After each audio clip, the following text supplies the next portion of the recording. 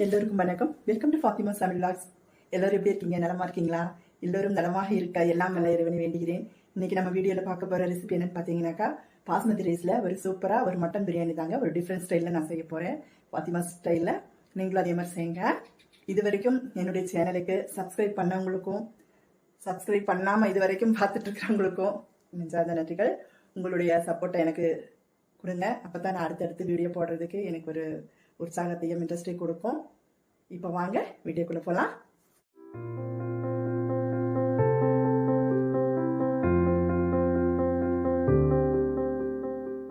இப்போ நமக்கு half KG தான் தேவை, எடுத்துக்கலாம்.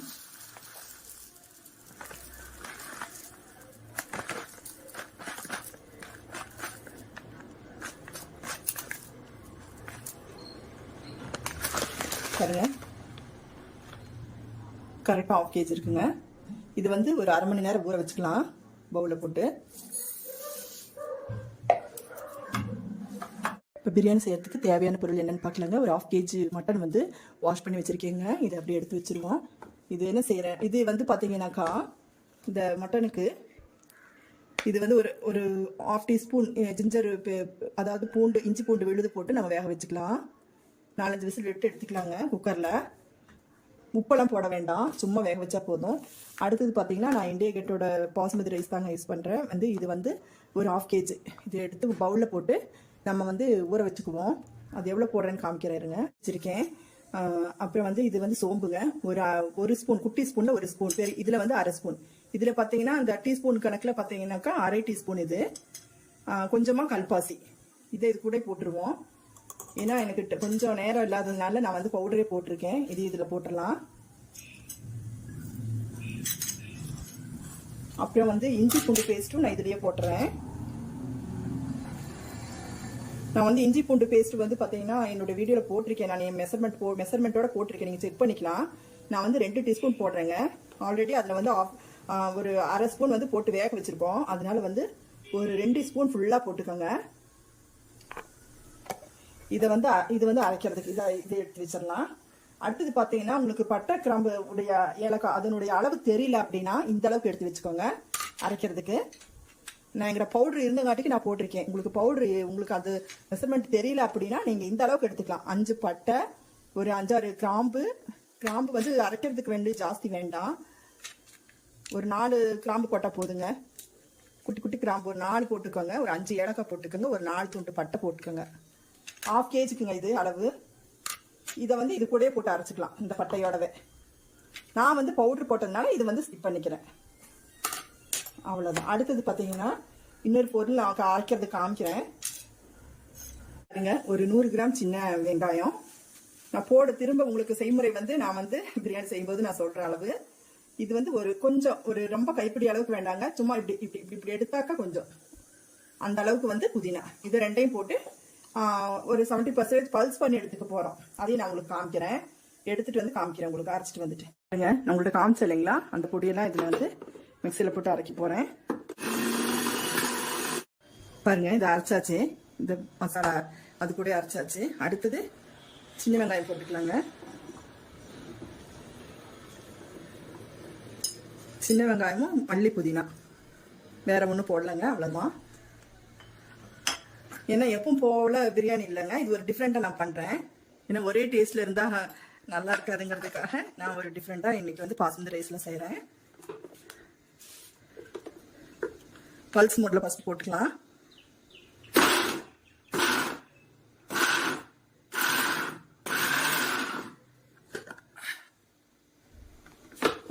பாருங்க, அவ்வளோதான். கொஞ்சம் குறப்பா அரைச்சாச்சு. உங்களுக்கு எடுத்து காமிக்கிற பாருங்க. பார்த்தீங்களா, நைஸ் பேஸ்ட் அரைச்சிடாதீங்க. இப்போ பாருங்க, நம்ம போட்டிருக்கிற மட்டன் பார்த்தீங்கன்னா பீஸ் நல்லா வெந்துருச்சுங்க. இங்கே செம்மையாக வெந்துருச்சு. நானும் எனக்கு அதிகமாக வேக விட்டுட்டேன். ஆனால் ரைஸ் கூட வேகும்போது கரெக்டாகிடும். இப்போ நான் குக்கரில் தான் செய்ய போகிறேன். குக்கர்லனாக்கா நான் மூடி போட போகிறதில்ல, விசில் போடாமல் நான் உங்களுக்கு, ஏன்னா எனக்கு பெரிய பாத்திரம் தான் இருக்குது. ½ கேஜி பண்ணுற அளவுக்கு ஒரு திக்கான அடிகனமான பாத்திரம் இல்லை. அதனால வேற பாத்திரத்தில் போட்டால் அடி பிடிச்சிடும் எனக்கு. அதனால இந்த குக்கர்லேயே தான் நான் செய்ய போகிறேன். இதை வேற விதத்தில் மாற்றிட்டு வாஷ் பண்ணிட்டு அப்புறம் உங்களுக்கு பிரியாணி செய்ய ஆரம்பிக்கலாம். பாருங்க, குக்கர் வச்சாச்சு. குக்கர் வச்சு காஞ்சிருச்சுங்க. ஒரு கடலை எண்ணெயும் தேங்காய் எண்ணெயும் சேர்ந்து ஒரு 125 mlங்க. அது ஊற்றிக்கலாங்க. கொஞ்சமாக வந்து நெய் ஊற்றிக்கலாங்க, ஒரு 2 டீஸ்பூன். 4 துண்டு பட்டை, ஒரு 5 ஏலக்காய், 5 கிராம்பு, ஒரு அன்னாசிப்பூ, பிரியாணி இலை, இதை அப்படி போட்டு தாளிச்சுக்கலாம்.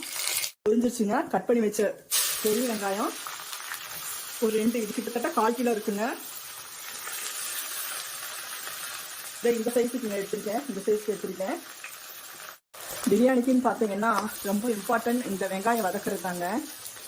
கருகவும் கூடாது, அதே நேரம் நல்ல கோல்டன் ப்ரௌன் ஆகணுங்க. அப்போ தான் அந்த பிரியாணிக்கு வந்து டேஸ்ட் கொடுக்கும். நல்லா வதங்கட்டும். இந்த வெங்காயம் வதங்கிறதுக்கு கொஞ்சம் உப்பு ஆட் பண்ணிக்கலாம்.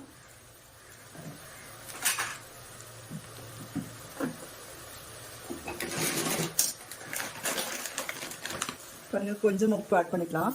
ஒரு அரை பாருங்க, நல்ல பொன்னிறம் ஆயிடுச்சு, கோல்டன் ப்ரௌன் ஆயிடுச்சுங்க. இனி விட்டா வந்து கரிஞ்சு போயிடும். அடுத்தது வந்து நம்ம மல்லி புதினா எடுத்து வச்சிருந்தீங்களா, இதில் கொஞ்சம் போட்டிருக்கோம், அரைக்கிறதுலேயும் போட்டிருக்கோம். இதையும் கொஞ்சம் வந்து எக்ஸ்ட்ரா வந்து தாளிக்கிறதுக்கும் தாளிச்சதுலையும் போட்டுக்கலாம். அடுத்தது வந்து பார்த்தீங்கன்னா ஒரு 4 மிளகாய் போட்டுக்கலாம். இது கூடயே இப்படி போட்டு வதக்கலாம்.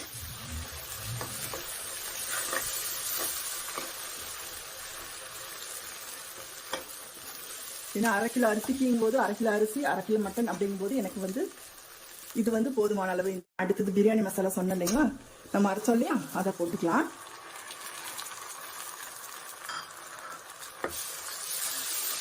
ஒன் பை ஒன்னாக தாங்க போடணும். பிரியாணிக்கு டேஸ்ட் வந்து கொடுக்கறதே அதுதாங்க.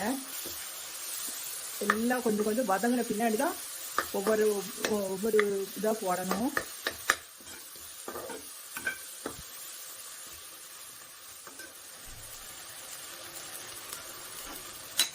இதுக்கு அடுத்தது பார்த்தீங்கன்னா சின்ன வெங்காயமும் மல்லி புதினா சாப் பண்ணி வச்சிருக்கோம் இல்லையா, அது இந்த இது பண்ணி வச்சிருக்கோம் இல்லையா, பல்ஸ் பண்ணி அதை போட்டுக்கலாங்க. வதங்கிருச்சுங்க. அடுத்து தக்காளி போட்டுக்கலாங்க. இது வந்து ஒரு 200 கிராம் அளவுக்குங்க. கிலோவுக்கு பார்த்தீங்கன்னா 400 கிராம் அளவு தக்காளி. ஏன்னா நம்ம வந்து தயிர் ஆட் பண்ண போகிறோம், கொஞ்சம் லெமனும் போட போகிறோம். அதனால வந்து 1/4 கிலோ அளவுக்கு போட்டாக்கா உங்களுக்கு வந்து அதிகமாக இருக்கும், ரொம்ப புளிப்படிக்கும். அதனால 1/2 கிலோவுக்கு வந்து 200 கிராம், 1 கிலோவுக்கு 400 கிராம். இது வதங்கட்டுங்க. அடுத்தது பாருங்க, மிளகாய் தூள் போட்டுக்கலாங்க. மிளகாய் தூள் பார்த்தீங்கன்னா எனக்கு ஒரு 3/4 டீஸ்பூன் போட்டிருக்கீங்க, ஃபுல்லாக எடுக்கல. ஏன்னா 1/2 கேஜி ரைஸ் அப்படின்றதுனால நான் அளவாக போடுறேன். ஏன்னா எங்கள் வீட்டில் காரம் ஜாஸ்தி சாப்பிட மாட்டாங்க. ஏன்னா இது கடை மிளகாய் தூள், அதனால வந்து தனி மிளகாய் தூளுங்க, கொஞ்சம் காரம் இருக்கும், அதனால தான் அளவாக போடுறேன் நான். அடுத்தது பார்த்தீங்கன்னா ஒரு 1/4 கப் தயிர் ஊற்றிக்கிறேங்க. வேக வச்சு கறி இது கூட போட்டுருவோம். வேக வச்ச மட்டன் போட்டுட்டுங்க நல்லா ஒரு கிண்டி விட்டுக்குவோம் மசாலாவோட.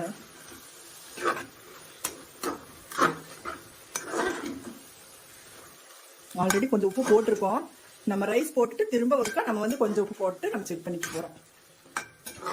ஸ்டேஜில் ஒரு 1/2 லெமன் வந்து நான் வந்து பிழிஞ்சு வச்சுருக்கேங்க, அதை ஊற்றிக்கலாம். அதாவது சின்ன சைஸில் ஒரு 1/2 லெமன். எல்லாம் வதங்கிடுச்சு. இப்போ வந்து இது வந்து மட்டன் தண்ணி எல்லாம் இது ஊற்றிக்கலாங்க. இப்போ வந்து இது 1 இருந்துச்சு, இப்போ நம்ம வந்து 1.25 ஊற்ற போகிறோம். ஆல்ரெடி வந்து முதல்ல கொஞ்சம் தண்ணி இருக்குது, அதனால் 1.5 தான் நான் ஊற்ற போகிறேன். 1 ஊற்றியாச்சு.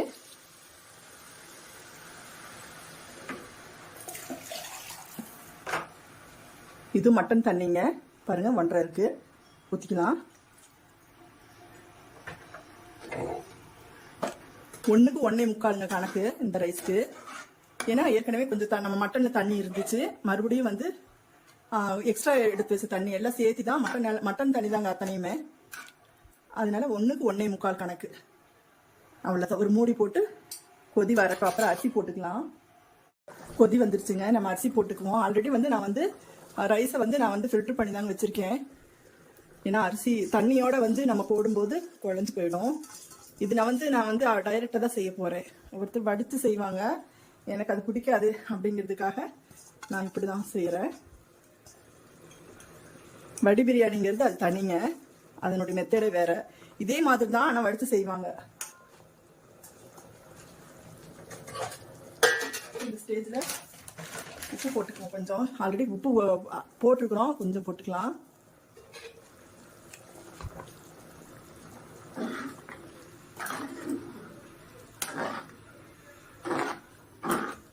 இது என்னென்னு பார்த்தீங்கன்னா ஹை ஃப்ளேமில் விடக்கூடாதுங்க, மீடியம் ஃப்ளேமில் தான் விடணும். மீடியம் ஃப்ளேமில் விட்டு தண்ணி ட்ரை ஆனோன்னா ஒரு தோசைக்கல் வச்சு நம்ம தம் விட போகிறோம். அவ்வளோதான். உப்பு மட்டும் செக் பண்ணிக்கலாம். ஓ சரியா இருக்குங்க, சூப்பராக இருக்கு. இப்போவே மனம் வந்துருச்சு, பிரியாணியோடைய மனம். அவ்வளோதான். சிம்மில் கொஞ்சம் மீடியம் ஃப்ளேமில் வச்சிடலாம். இப்போ ஓப்பன் பண்ணி பார்க்குவாங்க தண்ணியெல்லாம் ட்ரை ஆயிடுச்சா அப்படின்னு.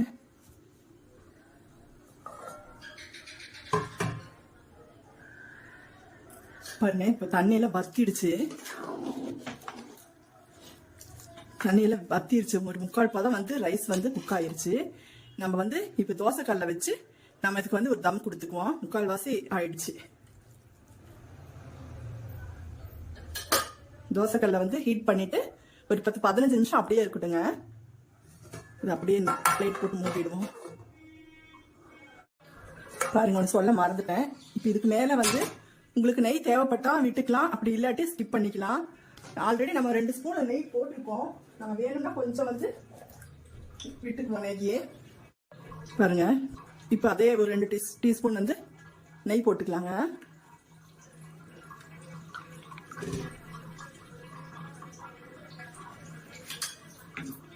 இப்போ எனக்கு ஒரு துண்டு வாழை இலை கிடைச்சது, நேற்று எடுத்தது. எனக்கு இப்போ எட்டலை. அதனால இந்த வாழை இலை என்ன பண்றேன் அப்படின்னாக்கா, இந்த சாப்பாட்டுக்கு மேல அப்படியே மூடி விட போறேன்.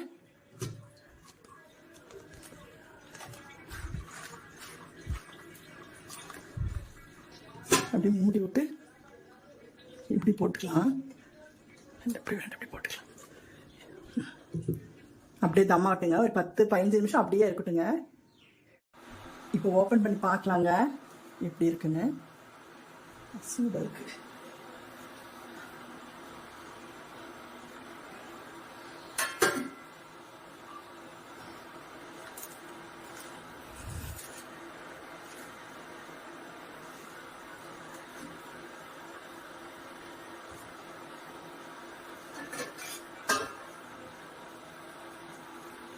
ஒரு கிண்டி விட்டு பார்ப்போம் எப்படி இருக்காங்கன்னு. வா, சூப்பர் ஆயிடுச்சு பாருங்க. உதிரி ஆயிடுச்சு. அப்படியே நம்ம ஊற்றின தண்ணி மசாலா எல்லாம் கரெக்டாக பர்ஃபெக்டாக ஆயிடுச்சுங்க.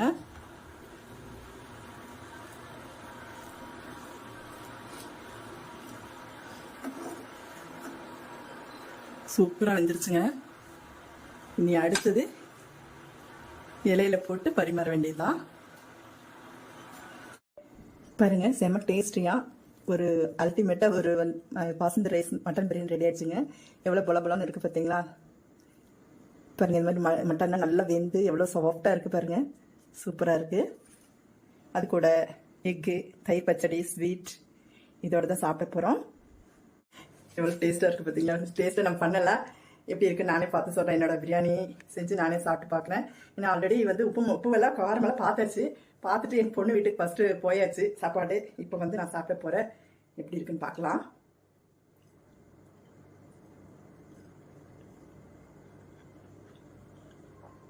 நான் செஞ்ச பிரியாணி நானே சொல்லக்கூடாதுங்க. நீங்கள் செஞ்சு சாப்பிட்டு பார்த்துட்டு எனக்கு உங்களோட ஃபீட்பேக் கொடுங்க. வெரி வெரி டேஸ்டிங்க, செம்மையாக இருக்குது. ஃபாத்திமா ஸ்டைலில் ஒரு சூப்பராக ஒரு பாஸ்மதி ரைஸ் வச்சு ஒரு மட்டன் பிரியாணி உதிரியாக பழம் எடுத்து பாருங்க, எவ்வளோ டேஸ்ட்டாக இருக்குது. நான் வடித்து செய்ய மாட்டேங்க, இப்படி தானே செய்வேன். வடி பிரியாணி வேணுனாலும் உங்களுக்கு நெக்ஸ்ட்டு உங்களுக்கு தேவைப்பட்டால் கண்டிப்பாக நான் போடுறேன். உங்களுடைய சப்போர்ட்டை எனக்கு கொடுத்துட்டே இருங்க. நிறைய குறை இருந்தாலும் நீங்கள் எனக்கு கமெண்ட்டில் சொல்லலாம். தாராளமாக எனக்கு இதனாலும் என்கிட்ட சொல்லலாம். உங்களுக்கு ஏதாவது ரெசிபி புதுசாக வேணும்னாலும் எனக்கு தெரிஞ்சது நான் செஞ்சு போடுறேங்க. நீங்கள் என்கிட்ட தாராளமாக கேட்கலாம். பிகினர்ஸ் எல்லாம் சீக்கிரமாக செய்கிற மாதிரி தான் நான் உங்களுக்கு தெளிவாக நான் போட்டிருக்கேன். நீங்கள் கொடுக்குற ஒரு சப்போர்ட்டுக்கு எனக்கு ரொம்ப நன்றிங்க. என்னுடைய வீடியோ பிடிச்சிருக்குன்னு நினைக்கிறேன். என்னுடைய வீடியோ பிடிச்சிருந்தா ப்ளீஸ் மறுபடியும் சொல்கிறேன், சப்ஸ்கிரைப் பண்ணுங்கள், சப்போர்ட் பண்ணுங்கள். பக்கத்தில் இருக்கிற பெல் ஐக்கானை கிளிக் பண்ணிக்கோங்க. அப்போ தான் நான் அடுத்தடுத்து போடுற வீடியோ உங்களுக்கு அப்டேட்டாக வந்துகிட்டே இருக்கும். ஃப்ரெண்ட்ஸ் அண்ட் ரிலேட்டிவ்ஸுக்கு ஷேர் பண்ணுங்கள். உங்களை மீண்டும் அடுத்த ரெசிபியோட சந்திக்கிறேன். அது வரைக்கும் உங்களிடமிருந்து விடை பெறுவது உங்கள் ஃபாத்திமா தாங்க என் பேர். ஃபாத்திமாஸ் எக்ஸ்ட்ரா வச்சுருக்கேன். அதாவது ஃபாத்திமாங்கிற பேரில் நிறையா இருக்குது, அதனால அந்த எஸ் சேர்த்துட்டேன் நான். அதனால நீங்கள் ஃபாத்திமாஸ் அப்படிங்கிற இதுக்கு எனக்கு சப்ஸ்கிரைப் பண்ணுங்கள். இது வரைக்கும் என்னுடைய வீடியோவை பொறுமையுடன் பார்த்தவங்க அனைவருக்கும் நன்றி. தேங்க்ஸ் ஃபார் வாட்சிங். எல்லோருக்கும் நன்றி, வணக்கம், டாடா, பை பாய்.